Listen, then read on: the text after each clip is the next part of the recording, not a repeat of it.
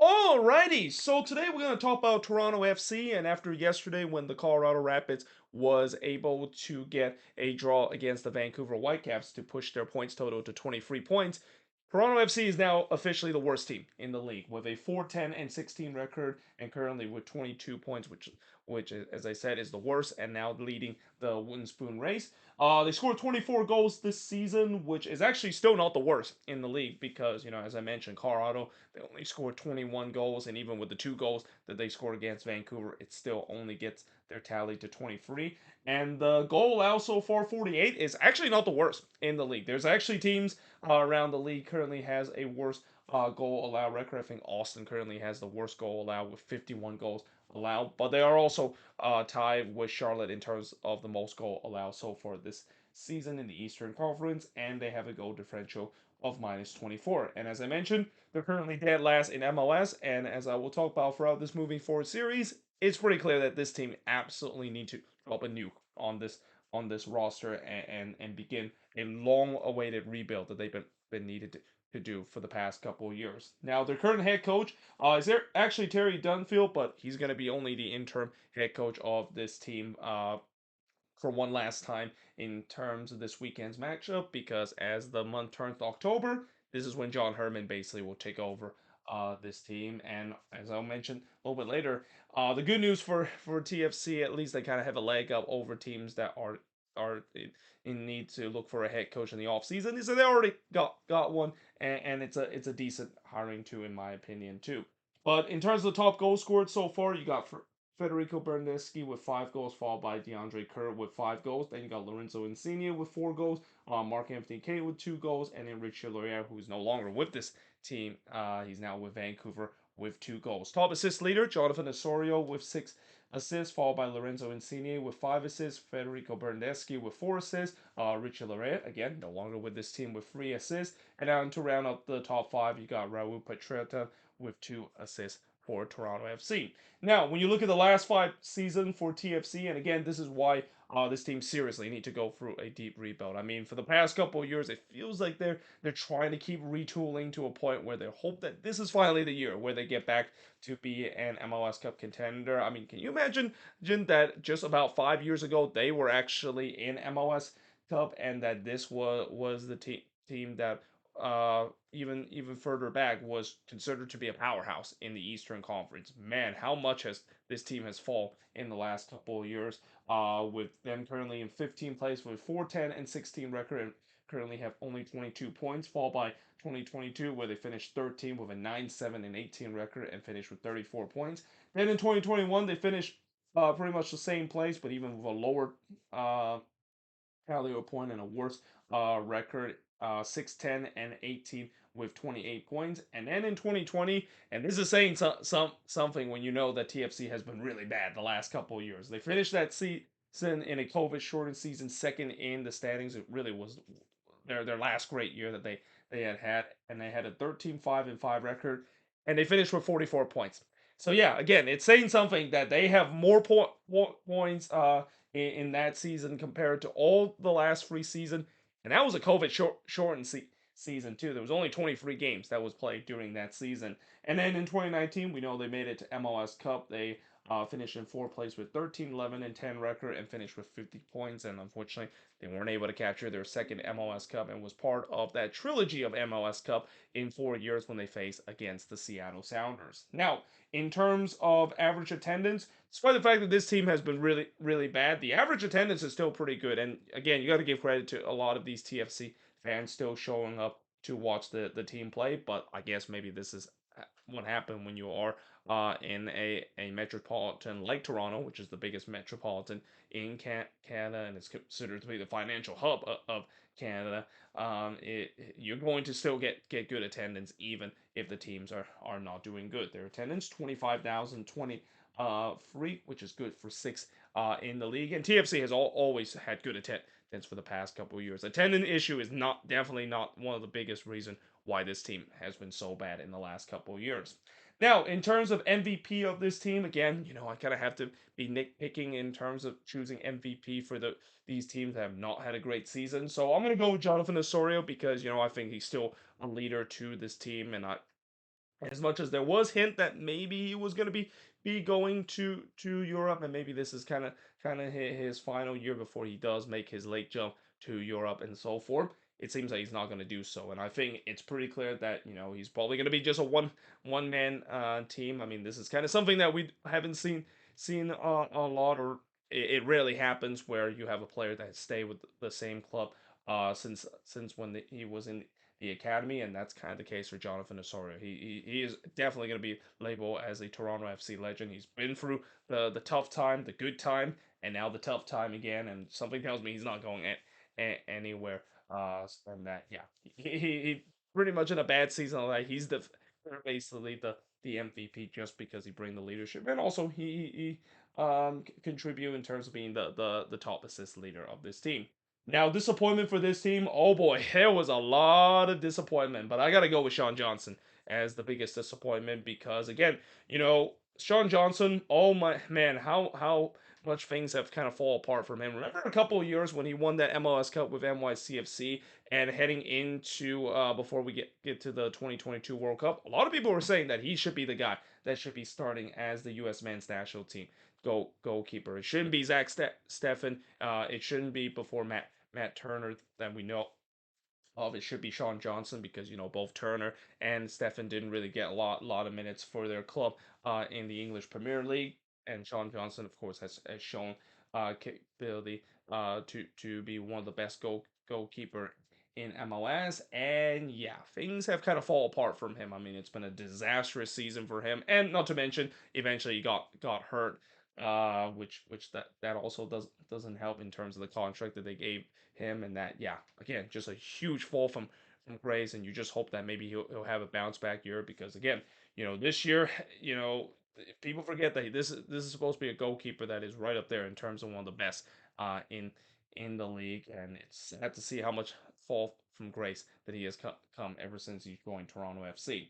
Now, in terms of young players to watch, now as much as I know a lot of people have scout about the TFC Academy not being very good, they do have some good young players on this TFC team, and I will say that for Toronto FC, at least they have had their moments in terms of giving these young kids a chance. Either with Bob Bradley taking charge of this team, he's giving the young kids a chance to play, which is something it's very rare for him to do because during his time with LAFC, he didn't really give a lot of young kids from LAFC Academy a lot of chance to be in the 11, though. Again, that was because they're a very good team, and I think maybe for Bob Bradley, he kind of had no choice because when you're in such a bad form like that, you got to maybe at least play the kids a little bit, see how they do, and there are some kids that are actually doing very well in this TFC team, and the young player to watch, I'm actually going to cheat a little bit and pick two.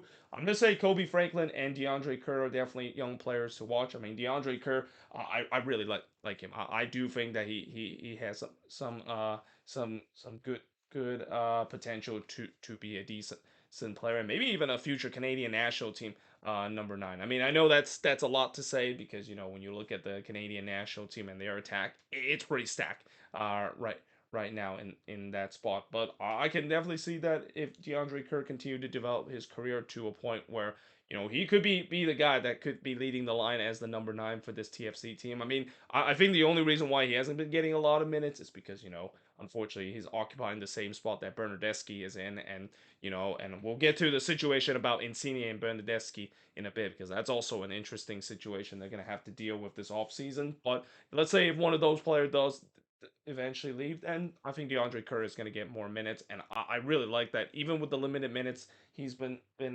getting, he's been able to provide goals. I mean, 5 goals so far this season. He's actually tied as the top goal scorer for this team. And then the same goes for Kobe Franklin in a way where, well, he's not really a goal scorer, but he's definitely, he kind of reminds me a little bit of a young Jonathan Osorio, a guy that definitely has potential to be a very good player in and could be a future in that midfield for this TFC team. So yeah, again, I think these players, these are definitely players to watch in the future too, and two guys that we talk about a lot of players that had kind of stall on their player development coming out of that TFC academy. Those two players are kind of the exception. They have really excel ever since they came out of the TFC academy. So what went right for this team? Yeah, not much really kind of went right besides the fact that again, with all these teams that are still looking for a head coach, TFC they kind of got a jump start by deciding hiring John Herman, which I think that's a really good hiring because John Herman, you saw what he did with the Canadian national team, really kind of built that team to a point where they were the kings of the CONCACAF World Cup qualifier, getting themselves in first place. And even though I know they got absolutely wrecked in the World Cup. The fact that he's able to rebuild that Canadian national team and able to get the best out of those players on that team. Yeah, I have a feeling he's going to try to do the same thing with TFC. I mean, it's almost like the same situation that he's found himself in with the Canadian national team, a team that was just in such a disarray, but has really built up to a point where they are now definitely considered one of the more bigger team and well respected team in the CONCACAF region. Now, that being said, I think one thing that is a little bit interesting to see, and this does happen where it's completely different when you coach in the international level than it is in the club level, and there's no guarantee that just because you're successful in the international level, it's going to translate in the club level and vice versa. But still, I think it's a good hiring for them, and it really fits what they really needed. And of course, the other thing went right is, yeah, the season is almost over. Well, actually, I think that was maybe too much of a nitpicking. I would say that at least what went right for them is that at least they don't have the worst defensive record this season. I mean, it's still bad, that defense, but it's not one the worst in the league. So I guess maybe that's a little bit progress considering last season their defense I think was like the worst in MLS. But that being said, what went wrong for this team? Oh boy, a lot of things went wrong. So then I think TFC is a classic example of what happened when money just don't always bring success. I mean, we've seen where teams have just thrown monies around and hope that they can be successful. We see that with Atlanta United too, and that for a while Atlanta has always been another team that I've said that they try to throw monies around, hope that things will will will work out, and it hasn't until lately. That is, and as I mentioned before, it's not about the amount of money that you spend and the ambition that you spend in terms of signing players. It's about signing the right players. And that's what TFC has not done well lately. I mean, the scouting department has not been great in terms of scouting these players, and then not to mention overpaying a lot of these players to bad contract. Yeah, I mean that's what you get from this team, and that even this season, you look at all the signings that they made, it has just been completely a huge bust. I mean, Sean Johnson, I've already labeled him as a big disappointment. Even their defensive reinforcement. I mean, bringing Matt Hedges, he didn't really play for the team at all. I mean, you almost forget that he actually did join TFC before he decided to join Austin, and that yeah, that turns out to be a huge failure. Bringing Adam Diamande, I know that's a Bob Bradley guy, but he hasn't really done well, and that he's also been injured a lot. And then of course going back to the defense, I think they bought in Sergei Rostan, and he also has not lived up to anywhere close to the amount that they paid him for. So yeah, again, there's just so many bad signings and bad contract there that they got themselves in because of them trying to be ambitious, and that again at the end of the day it's one thing to be ambitious, but if you don't get these signings right and you don't scout the right players to bring in to fit the system, that's what you get with Toronto FC being the worst team in the league right now. The defense is still bad. Again, 48 goals. It is tied for the most in the Eastern Conference right now. Injuries were definitely an issue too, and honestly, I've this has been an issue for this team for the past couple of years, and that it's quite amazing to see that it had happened again. Where I've said coming into this season, as much as on paper, when you look at how if TFC does have their best 11, this could be a team that could compete for playoffs. The problem is that when they do have their best 11, and there's been many times where they haven't had their best 11 because of injury issue. This also has been the case in past season too, as I mentioned, and that yeah, again, that's another example of the problem that TFC has been having for the past couple years. As much as they're trying to sign the best player in their starting 11, they don't really have a lot of depth in terms of they didn't think about signing those depth, and it just they leave a very hollow shell of a team where on paper it looks like it's a good team when they do have a good 11, but then when it gets to the depth part, that's when there is problems. And then of course the off the field situation between Insigne, Benedeski, and Bob Bradley. I mean, it was ugly, and this is also kind of perfectly transition into the moving forward part. And I'm actually going to go straight into the second part too before I talk about. Well, actually, the first part is pretty obvious. I mean, they need a massive overhaul. It's pretty clear that this offseason they're going to drop a nuke on the team, and there's going to be some new signings heading into this upcoming season. But obviously, the second big point about this offseason is what's going to happen with the future of those two superstar Italians with Insigne and Benedeschi. Both of them, they're going to be locked into contract until 2026. So, do you decide to get rid of one of them or get rid of both of them? And if you decide to get rid of both of them, who's going to potentially pay up to get that? I mean, I'm pretty sure there are certain team that is going to do, especially there's a certain league called the Saudi League is there to maybe get both of those player off of TFC hands. But that being said, I do have a feeling that most likely, both of those Italians, at least one of them is probably not going to be back heading into this upcoming season because there's no point really keeping both of them, knowing the fact that as I mentioned with the 4 point of what went wrong, both of them just kind of have some disagreement to a point where it doesn't really create a good locker room present whatsoever. And then of course, as much as they're going for an overhaul, they're still kind of stuck with bad contract again. Going back to what I said about them signing players to bad contract. As much as they really wanted to nuke the team, there are some contract that is kind of untouchable. Petretta and Rosted, both of their contract is going to run to 2020. Actually, not 2024. I'm sorry. It's actually 2025 that their contract is going to run, and Diamande is going to have his contract guaranteed to 2024. So unless they decide to cut them and decide to carry some dead cap, which I'm pretty sure TFC doesn't want, to do, or they decide to exercise a buyout in terms of the contract, which I think they've already used once this season too. So yeah, again they're stuck with those contract, and those contract definitely eats up a bit of that cap space.